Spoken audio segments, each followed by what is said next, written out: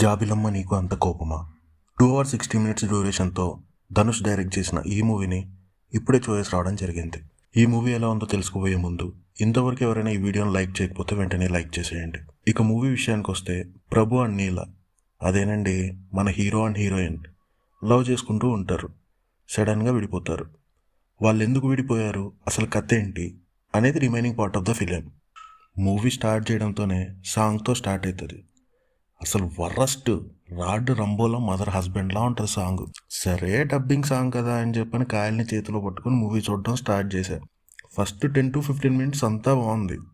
Hero చెఫ్గా entry ఇచ్చాడు. Story అంతా నార్మల్గా పోతుంది.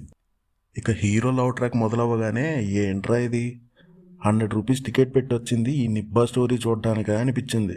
సర్లే ఇంటర్వెల్లో లేచి వచ్చేద్దాం అనుకునే టైంలో ఎలాగో వచ్చాం కదా కంప్లీట్ చేసుకుని పోదామని చెప్పని మళ్ళీ కాయల్ని చేతిలో పట్టుకుని నా సీట్ దగ్గరికి వెళ్ళి కూర్చున్నా. ఇక సెకండ్ హాఫ్ స్టార్ట్ అయిన 30 minutesకే అర్థమైపోయింది ఇంటర్వెల్లో మింగేసి ఉంటే బాగుండేది అని. అసలు ఆ లవ్ లేని లవ్ స్టోరీ ఏంటో, ఆ క్యాన్సర్ ఏంటో, ఆ సాక్రిఫైస్లు ఏంటో, మధ్యలో ఆ రాజేష్ కామెడీ లేకుంటే మాత్రం నా 2 కాయలు కోల్పోవాల్సి వచ్చేది.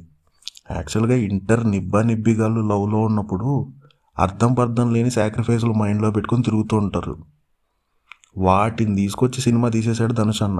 Coming to plus point, BGM GV Prakash garu తన మ్యాక్సిమం ఎఫర్ట్స్ అయితే పెట్టారు.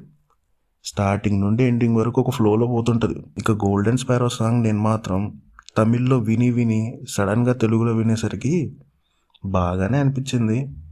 థియేటర్లో కూడా మంచి రెస్పాన్సే వచ్చింది.